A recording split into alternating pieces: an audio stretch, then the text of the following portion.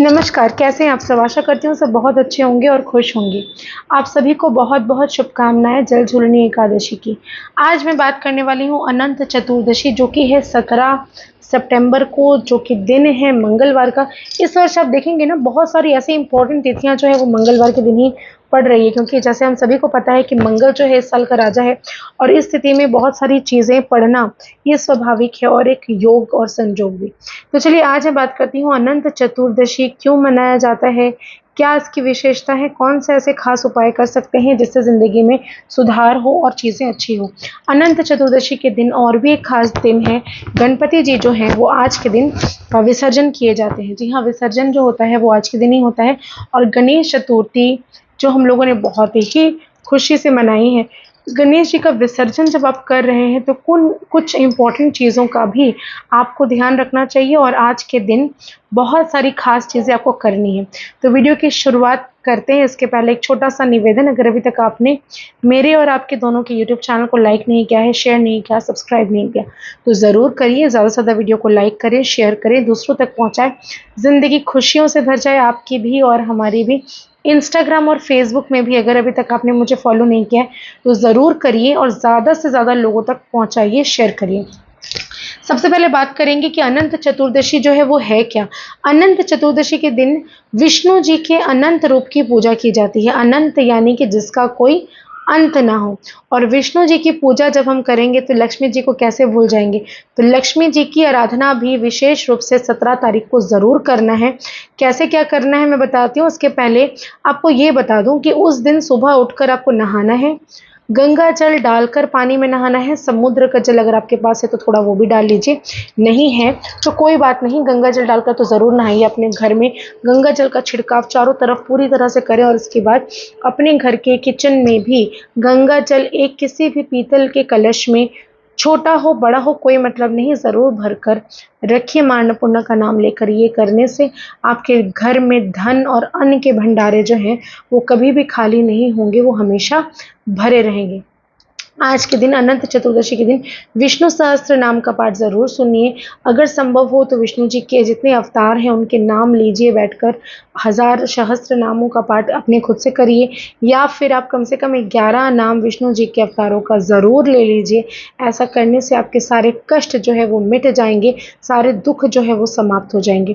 इसके अलावा आज के दिन आपको एक खास काम और करना है कि विष्णु जी और लक्ष्मी जी को पीले रंग का वस्त्र, आसन या चुनरी ज़रूर उनको अर्पण करना है। पीले फूल उनको अर्पण ज़रूर करना है। पीले रंग के पुष्प, पीले रंग के फल, पीले वस्त्र, पीले चंदन से उनका तिलक, केसर से उनका तिलक, गंगा जल का छिड़काव, भोग में पीले लड्डू ज़रूर होने चाहिए।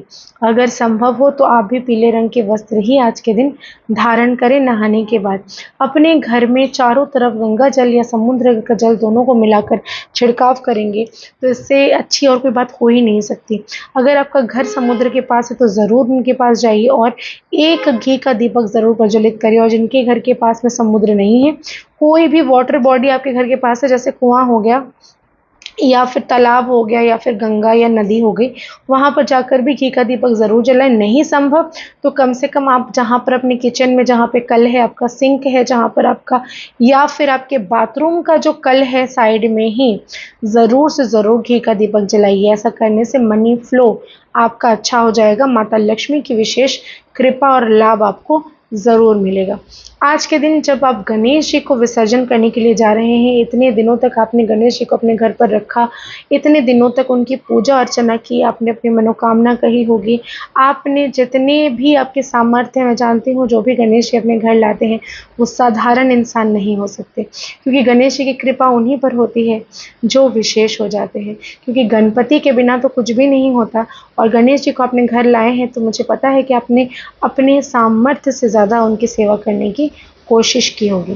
तो वहाँ से जब भी चढ़ाया है आपने बहुत कुछ, थोड़ी सी ध्रुवा चढ़ाया हुआ अगर आप गणेश जी के वहाँ से ले लेते हैं, उनका सुपारी वहाँ से एक भी अगर आपको मिल जाता है, ले लेते हैं, तो ये अपने आप में ही आपकी ज़िंदगी में खुशहाली लेकर आने वाली होगी। वहाँ से उठाइए, लेकर अपने कैश बॉक्स में, अलमीरा में या फिर अपने चौखट पर ज़रूर बांधिए और इससे आपके घर पर चमत्कार ही चमत्कार देखने को मिलेगा। इसके अलावा आपको क्या करना है, गणपति महाराज को प्रार्थना करनी है कि हे गणपति महाराज, मेरी ज़िंदगी के सारे कष्ट तुम ले जाओ, मेरी ज़िंदगी में जितनी परेशानियां हैं तुम ले जाओ, दुख दर्द बीमारी हारी सब ले जाओ, मेरे ज़िंदगी में खुशियाँ ही खुशियाँ लाओ और जो भी आपकी मनोकामना है वो आप कहिए। महाराज को कहकर उनको ज़रूर मीठा पान बिना चूना का ज़रूर दीजिए, पंचमेवा का भोग उनको ज़रूर चढ़ाइए। रास्ते पर जब जैसे हम जर्नी करने के लिए जाते हैं तो कुछ खाना पीना लेकर जाते हैं कि नहीं, तो उसी प्रकार से गणेश जी को भी लड्डू दे दीजिए। एक लाल कपड़े में लड्डू, थोड़े से पंचमेवा, ड्राई फ्रूट्स, थोड़े से मिठाइयाँ जो भी आपको पसंद है वो आप ज़रूर डालिए और उसको एक पोटली करके कुछ पैसे उसमें रखकर गणेश जी को दीजिए कि सफ़र में आपकी कोई दिक्कत ना आए। और आप जब भी विसर्जन करने के लिए जाते हैं, अगर आपके घर के गणपति हैं और वो इको फ्रेंडली है, यानी कि पूरा मड का है, वो पूरी मिट्टी की है, तो उसे आप अपने घर पर ही उसको किसी गमले में विसर्जन करें और उसके पानी को आप अपने घर के आसपास के जितने भी पौधे आपने लगाए होंगे या आपके घर के आसपास कोई पूजा का स्थान होगा जहाँ पौधे लगे होंगे, तुलसी लगी होगी, तो उन सारे गमलों में डालिए। ऐसा करने से आपको ऐसा ही लगे गणेश जी का सानिध्य आपके साथ, उनकी कृपा हमेशा आप पर बनी रहेगी। और अगर आप किसी पंडाल में बन रहे पूजा हो रहे गणेश जी के साथ विसर्जन के लिए जाते हैं तो कोई दिक्कत नहीं, लेकिन उन्हें ये ज़रूर कहिए विसर्जन करने का मतलब उनको धक्का देकर उनको पानी में फेंकना नहीं, उसको प्यार से रखना होता है। तो ये जो चीज़ें हैं ना, ये आपस में बहुत ज़्यादा खूबसूरत है। सिंदूर चढ़ाना तो गणपति जी को बिल्कुल मत कहिए और ये ज़रूर कहिए कि हे गणपति महाराज, इस वर्ष मेरी सारी तकलीफ़ें दुख दर्द लेके तुम चले जाओ, लेकिन तुम मेरे घर अगले साल ज़रूर आना, रिद्धि सिद्धि शुभ लाभ को लेकर आना और मेरे घर पर विराजना गणपति। जो भी गलती हुई अपनी क्षमा प्रार्थना ज़रूर करिए, क्षमा ज़रूर मांगिए अपनी गलतियों की। जाने अनजाने में भूल से हमसे कई तरह की गलतियां हो जाती हैं जब हम भगवान को अपने घर पर रखते हैं, उनकी पूजा अर्चना करते हैं, तो उनके लिए भी माफ़ी ज़रूर मांगिए। और जितनी मतलब आप एंजॉय, जितनी उत्साह के साथ जितना नाचेंगे आप, जितना गणपति के सामने आप डांस करेंगे, तो समझिए ज़िंदगी में किसी के सामने भी आपको नाचने की आवश्यकता नहीं पड़ेगी। उनके सामने झोली फैलाएंगे तो आपको किसी के सामने भी झोली फैलाने की आवश्यकता नहीं पड़ेगी। तो ये याद रखिए कि देने वाला वो है और आप जो है सहजता से, सरलता से उनका विसर्जन करें। और अनंत चतुर्दशी के दिन माता लक्ष्मी और विष्णु जी की आराधना करना बिल्कुल मत भूलिए। हो सके तो किसी को दान करिए, कुछ भी खाने पीने का सामान बच्चों को दान करिए, अपने घर पर खीर बनाइए, खीर में आप धागे वाली मिश्री और केसर का उपयोग करिए और उनको छोटी बच्चियों को ज़रूर बांटिए। और आज के बाद से कोई भी शुभ तरह का कार्य नहीं होगा, क्योंकि पितरों की अब दिन चलेंगे। इतने दिन तक कार्यभार संभाला हमारे विष्णु जी जब चले गए जल के अंदर, तो उसके बाद शिव जी आए, फिर कृष्ण जी आए, फिर गणपति महाराज आए और अब पितरों का वक्त है। तो 18 तारीख से पितृ पक्ष का समय जो है वो चालू हो जाएगा और फिर श्राद्ध की जो अष्टमी होती है, पितरों की अष्टमी होती है, उसके बाद से देवी पक्ष का आगमन हो जाएगा। तो इन सारी चीज़ों के बारे में मैं बाद में बात करूंगी।